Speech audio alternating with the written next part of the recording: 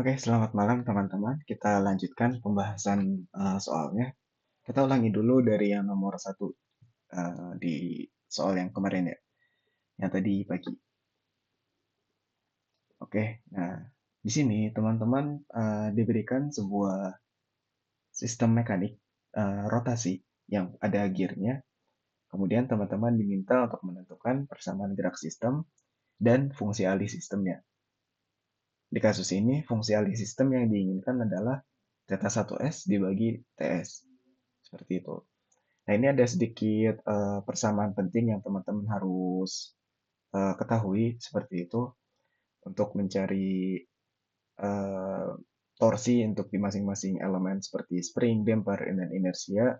Teman-teman dapat menggunakan persamaan ini seperti itu. Nah, lanjut ke dalam soalnya. eh, Langkah pertama yang teman-teman harus lakukan ketika menemukan kasus seperti ini adalah merefleksikan eh, persamaan yang ada di bagian pertama ini tuh eh, ke bagian keduanya. Seperti itu. Caranya itu gampang. Teman-teman tinggal kalikan untuk torsinya itu dikali N2 per N1 atau rasio dari gear 2 dan dengan gear 1. Kemudian untuk impedance-nya eh, baik untuk spring, damper, dan inersia itu dikalikan rasio yang dikuadratkan atau N2 per N1 dikuadratkan. Seperti itu. Nah, kemudian kita coba tuliskan ya, torsi yang baru yang sudah direfleksikan atau T-aksen itu ekuivalen atau sama dengan T dikali N2 per N1 dikalikan dengan rasionya. Kemudian untuk impedance-nya kita tahu yang ada di bagian satu ini itu cuma ada J. Jadi yang kita refleksikan J-nya aja J1 dikali N2 per N1 dikuadratkan. Kemudian kita cari total dari masing-masing impedance-nya. Untuk yang J total, itu tadi J yang sudah kita refleksikan, ditambah J2 yang ada di sini. Kemudian untuk yang damper, kita cuma punya ada di sini satu, yaitu di D2-nya aja. Kemudian untuk yang spring, kita juga cuma ada satu di sini K2. Seperti itu. Nanti kalau misalnya teman-teman menemukan soal yang di sini ada spring atau damper lain, teman-teman juga tetap harus merefleksikannya dulu ke bagian kedua. Seperti itu, dengan mengkalikannya dengan rasio yang dikuadratkan. Seperti itu. Nah, untuk persamaan geraknya itu sendiri, teman-teman bisa menggunakan banyak cara sebetulnya. Nah, salah satu cara yang cukup mudah itu menggunakan persamaan ini. Teman-teman bisa uh, mensubstitusikan nilai-nilai yang teman-teman sudah dapatkan. Untuk T-nya itu tadi T yang sudah direfleksikan, kemudian Z-nya itu adalah hasil total dari semua impedance yang ada. Kemudian di sini ada theta 2. Kenapa theta 2? Karena sebetulnya setelah direfleksikan itu T yang di sini itu akan berpengaruh terhadap T2-nya atau T2 atau theta yang sudah direfleksikan. Seperti itu. Nah, kemudian teman-teman bisa melakukan substitusi, kemudian angkanya juga disubstitusi masing-masing, sehingga kita peroleh persamaan geraknya itu adalah T sama dengan 5S kuadrat tambah 6S tambah 3 dikali theta 2. Atau kalau misalnya teman-teman ingin menghilangkan theta 2-nya, nah, di sini kita ingat theta 1 itu sama dengan N2 per N1 dikalikan theta 2. Atau theta 2-nya itu sama dengan N1 per N2 dikalikan theta 1. Atau di sini N1 per N2-nya adalah 15 bagi 5, 3 theta 1. Sehingga di sini teman-teman dapat menuliskannya sebagai 5S kuadrat ditambah 6S ditambah 3 dikalikan 3 theta 1 sama dengan 15S kuadrat ditambah 18S ditambah 9 theta 1. Nah, ini adalah equation of motion kalau misalnya kita uh, menggantikannya ke theta 1 seperti itu. Nah, oke, gini berarti kita bisa langsung tulis untuk mencari fungsi alihnya. Tapi sebetulnya untuk equation of motion cukup sampai sini. Kenapa kita mengubah theta 2-nya menjadi theta 1? Karena kita ingin fungsi alihnya itu perbandingan antara theta 1-nya dengan yang T. Jadi ini mungkin bisa ditulisnya di jawaban yang fungsi alih. Kita tulis ulang dulu, 15S kuadrat tambah 18S tambah 9 dikalikan theta 1. Kita tahu theta 1 per T-nya itu akan sama dengan 1 per 15S kuadrat ditambah 18S ditambah 9. Nah, ini adalah fungsi alih sistem mekanik rotasi yang diberikan. Seperti itu, mudah-mudahan dapat dipahami untuk nomor 1 ini. Oke, kita lanjut ke soal nomor kedua. Nah, di sini teman-teman diberikan sebuah sistem loop tertutup dengan diketahui GS-nya dan ada beberapa pertanyaan yang teman-teman harus jawab. Nah, pertama, teman-teman diminta untuk menentukan batas nilai K yang membuat sistem loop tertutup menjadi stabil. Nah, di sini kuncinya adalah karena di soal itu baru diberikan fungsi alih loop terbukanya, teman-teman harus menentukan terlebih dahulu fungsi alih loop tertutupnya. Itu caranya sederhana. Teman-teman dapat merefer ke persamaan untuk mencari loop tertutup di GS atau fungsi alih loop terbukanya dibagi 1 ditambah GS dikali HS. Ini teman-teman bisa dapatkan dengan menganalisis blok diagram yang ada, nanti bisa dicek aja kayak gitu. Nah, kemudian teman-teman langsung substitusikan nilai dari GS yang sudah diketahui, kemudian disederhanakan menjadi K dibagi S pangkat 3 tambah 14S kuadrat ditambah 48S tambah K. Seperti itu. Nah, ini adalah langkah pertamanya, tapi ini bukan jawabannya. Nah, kemudian untuk mengetahui batas nilai K itu terdapat beberapa pendekatan. Salah satunya dapat menggunakan analisis Rutherford ya, gitu. Nah, di sini teman-teman dapat langsung menuliskan aja seperti biasa. Untuk yang S pangkat 3, untuk S yang pangkat 2, S pangkat 1, dan S pangkat 0. Kemudian kita tuliskan ya. Di sini ini awalnya masih kosong. Yang teman-teman nanti isi pertama itu adalah ini yang dari fungsi alih yang telah didapatkan sebelumnya. Nah, S pangkat 3-nya itu koefisiennya 1, S pangkat 2 koefisiennya 14, S-nya aja itu S pangkat 1 koefisiennya 48, dan S pangkat 0-nya koefisiennya K. Atau konstantanya itu adalah K. Nah, kemudian untuk mencari di S pangkat 1-nya, teman-teman bisa mencarinya dengan menggunakan minus dari determinan nilai-nilai ini dibagi nilai yang ini. Seperti itu. Nah, ketika teman-teman mencari, dihitungnya, maka teman-teman nanti akan mendapatkan sama dengan 672 dikurang K dibagi 14. Sama untuk yang di kolom kedua, itu juga kita cari, tapi karena di sini itu adalah nilainya 00, maka di sini hasilnya juga adalah 0. Seperti itu. Nah, kemudian kalau misalnya teman-teman lanjutkan mencari ke S pangkat 0, maka dengan cara yang sama teman-teman akan mendapatkan di sini adalah nilainya K. Seperti itu. Nah, kata kunci berikutnya adalah stabil. Nah, kapan sistem linear dikatakan stabil? Itu adalah ketika semua pole-nya berada di left hand plane. Ya, di LHP-nya. seperti itu. Atau kalau misalnya kita punya bidang ini, nah pol-polnya itu harus ada di daerah sini, seperti itu. Kalau misalnya mereka ada di daerah yang kanan, berarti ada pol yang tidak stabil, seperti itu.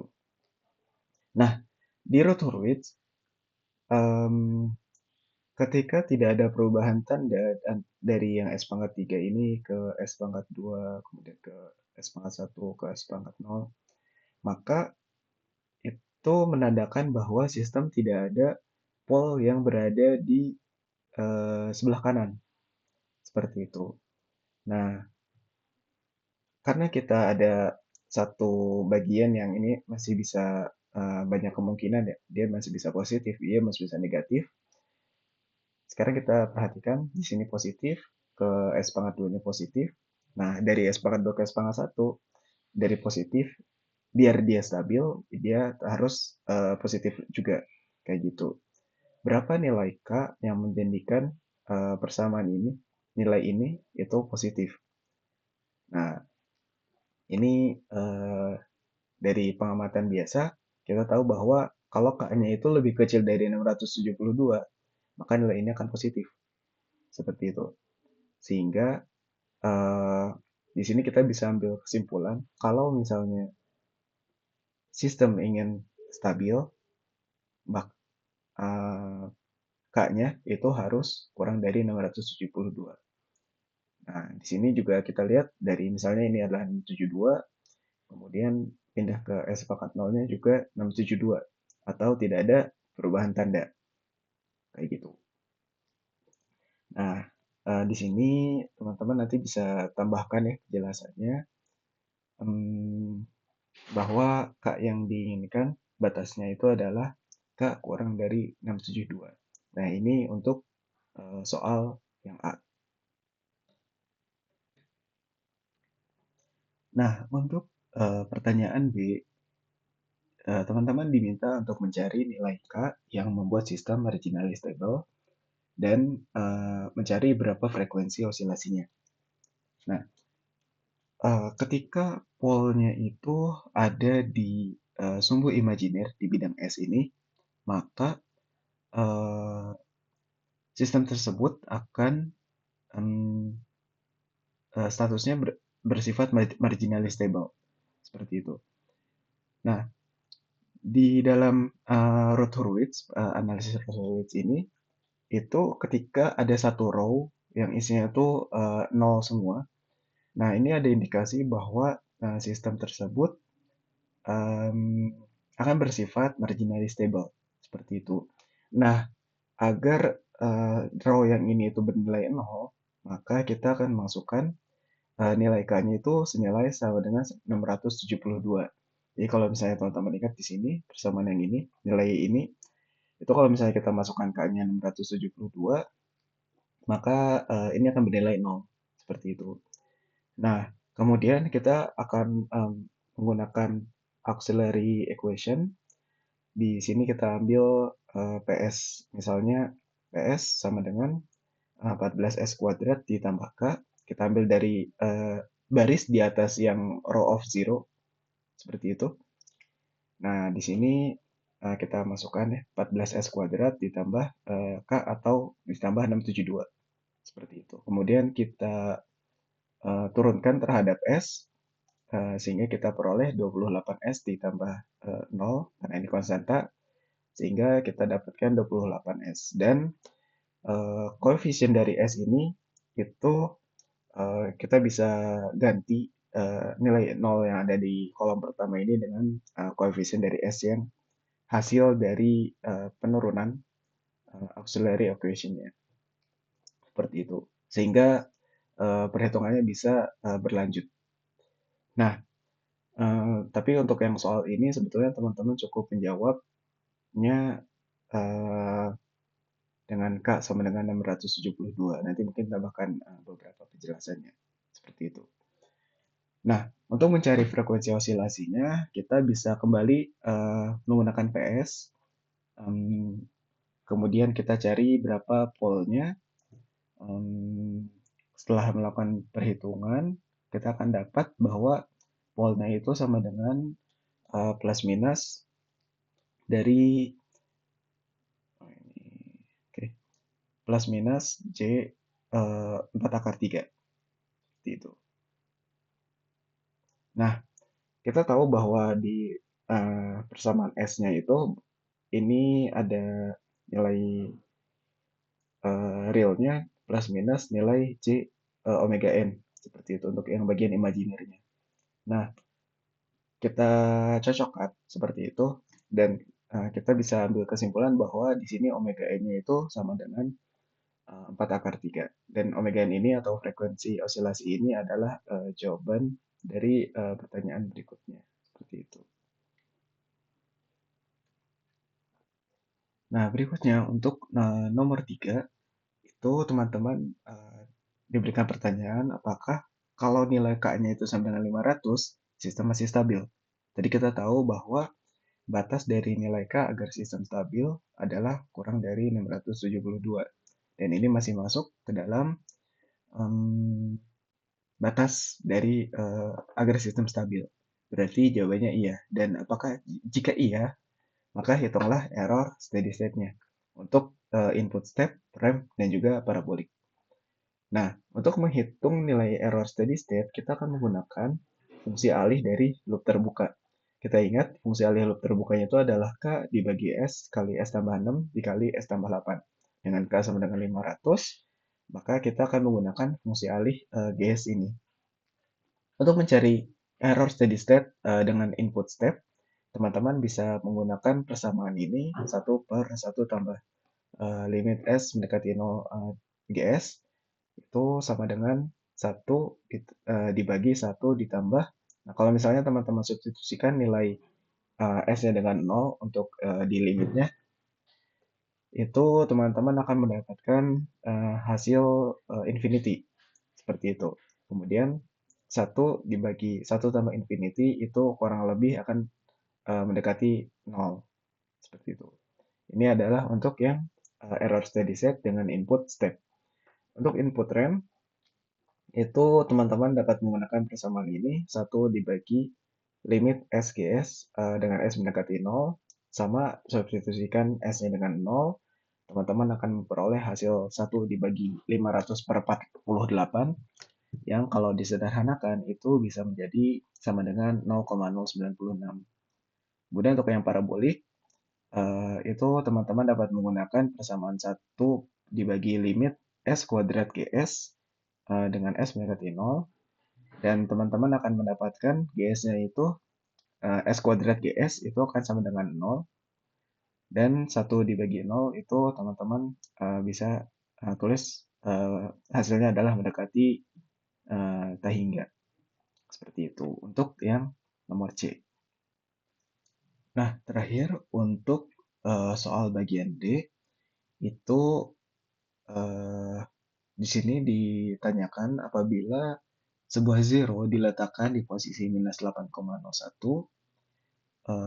jelaskan dengan singkat mengenai validitas pendekatan sistem orde 3 ini oleh spesifikasi sistem berorde 2 yang standar.